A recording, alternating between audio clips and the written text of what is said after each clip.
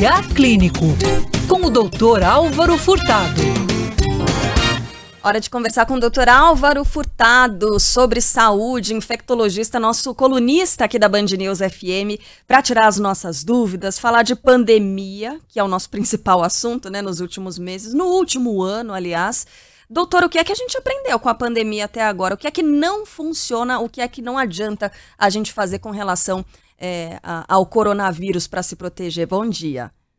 Bom dia, Carla. Tá sozinha? Cadê o Barão? Hoje o Barão não está? Não, o Barão tá pulando carnaval lá em Nova York, 6 graus de temperatura, ele tá só de sungão. Tá trancadinho lá, né? Ah, com certeza. Carla, nesses 12 meses a gente aprendeu muita coisa, a ciência foi evoluindo, os conhecimentos agregados sobre a doença, especialmente sobre transmissibilidade. Não sei se você lembra no começo da pandemia, Carla, acho que todo mundo está escutando vai com certeza ter recordações desse momento, daquela nossa preocupação extrema com superfície, em fazer desinfecção de qualquer superfície, porta, maçaneta, de colocar tapetinho na entrada de casa. Hoje, as evidências da transmissão por contato, de você pegar a doença encostando em superfície contaminada, ela é muito menor. A gente não está falando, acho que é super importante respaldar esse detalhe, que não é importante higienizar a mão, de você ter essa sistemática de usar o álcool gel, mas hoje a gente sabe, Carla, que a transmissão respiratória ela é muito mais importante do que a transmissão por contato. Então, respalda a questão do uso das máscaras e aqueles protocolos, entre aspas, um pouco neuróticos de desinfecção de superfície também caíram um pouco por terra.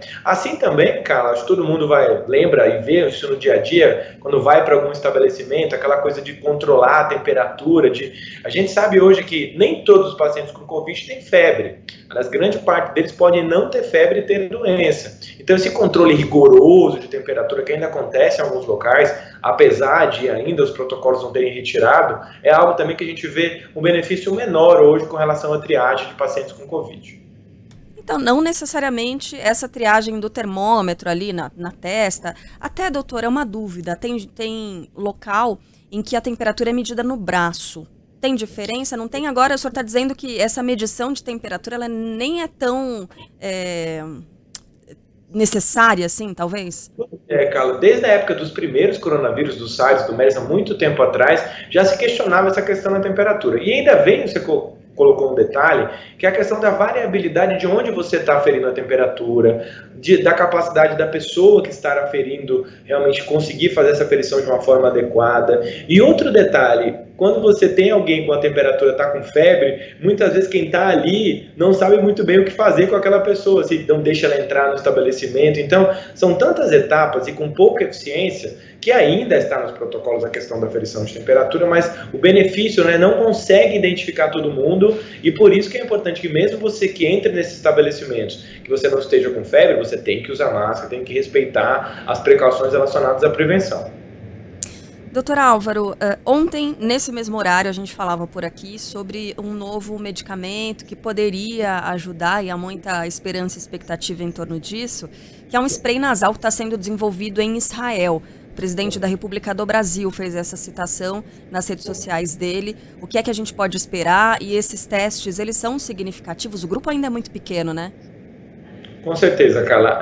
Nessa história de 12 meses da Covid-19, inúmeras medicações apareceram como promissoras em fases iniciais. A gente viu isso no passado com vários fármacos. E depois, estudando melhor cada uma dessas estratégias, a gente viu o benefício menor. Então, essa medicação, vamos tentar entender qual é o mecanismo de ação desse spray. Então, em pacientes que fazem formas mais graves da Covid, a gente tem uma inflamação no pulmão. É como se eu colocasse um tapete ali e tirasse a possibilidade de entrar oxigênio, diminuísse lá a superfície de troca de oxigênio. Então, algumas medicações, Carla, elas tiram a inflamação do pulmão. Uma das medicações já aprovadas é o uso do corticoide, que ele é feito na veia, ele é feito de uma formulação realmente que precisa administrar no paciente. Agora, essa perspectiva de uma outra droga por via inalatória, que também vai ali no pulmão e tira um pouco dessa inflamação, é uma estratégia que tem que ser melhor estudada. E como melhor estudar isso? Colocar estudos com uma quantidade bem maior de pessoas, comparar essa estratégia versus não fazer nada, que é o placebo. Então a gente precisa, qualquer medicação, para que venha a ser aprovada, até para uso emergencial, precisa passar pelas fases. São resultados de fase 1, animadores, mas várias estratégias naufragaram com o decorrer da pandemia. A gente precisa olhar com atenção, óbvio, torcer para que essa estratégia dê certo, mas ainda é muito cedo para a gente pensar em utilizar isso em larga escala.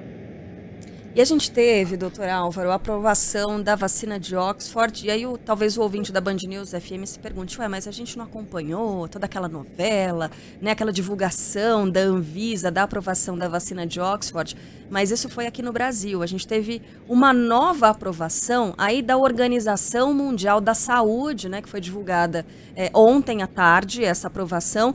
O que é que isso significa pro brasileiro, doutor? Muito bom. É bom você ter feito essa distinção, porque o pessoal fica confuso mesmo, né, que ela foi aprovada no Brasil por uso emergencial pela Agência Regulatória Brasileira Anvisa, mas cada país consegue ter a sua regra própria e sua organização interna para aprovar. Então, ontem teve a aprovação pela OMS, isso abre um precedente para a gente, porque existe um consórcio relacionado a disponibilizar vacinas para países de terceiro mundo.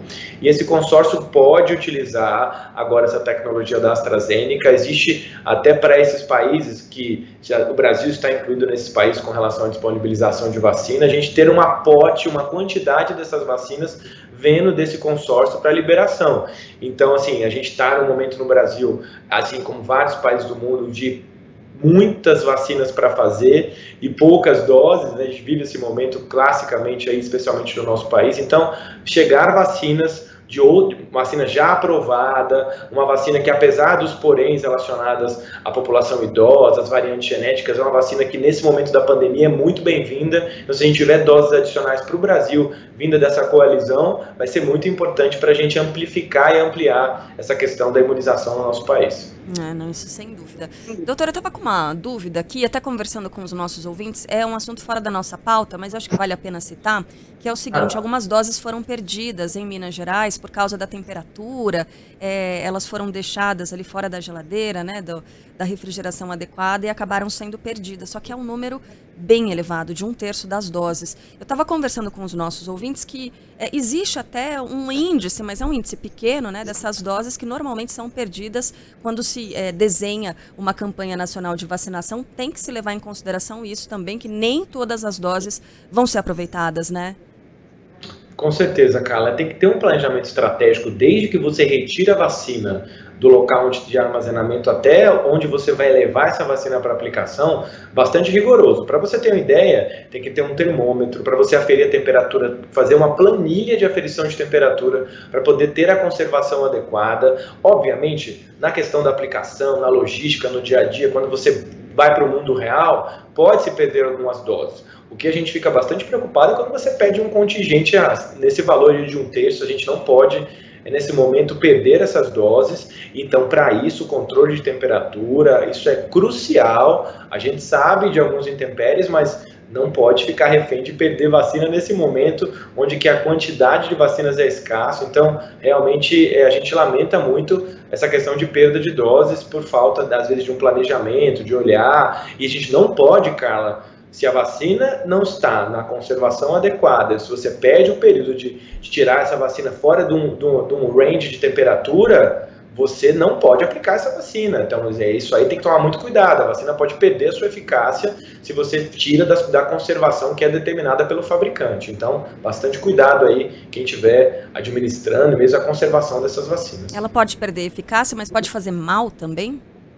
Olha, perde eficácia fazer mal, assim, não tem essa característica de fazer mal, mas ela pode perder eficácia sim, numa conservação inadequada. Para isso, o controle rigoroso de temperatura, inclusive tem um termômetro do lado que a gente fica aferindo, anotando a temperatura de uma periodicidade de tempo para não perder essa característica de preservação da vacina aí.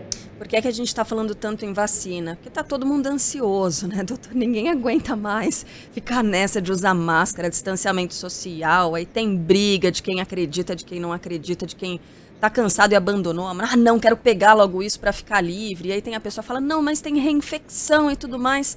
A gente quer ficar livre disso de uma vez por todas, mas aí vem informação de uma nova cepa, de uma nova variante. E agora a gente observa no interior do estado de São Paulo, lockdown feito, por exemplo, na cidade de Araraquara, né, que identificou a circulação de novas variantes do coronavírus. E aí é preciso, de fato, isolar essas cidades que fazem essa identificação. A gente vai observar mais casos de lockdown daqui para frente nos próximos meses, doutor?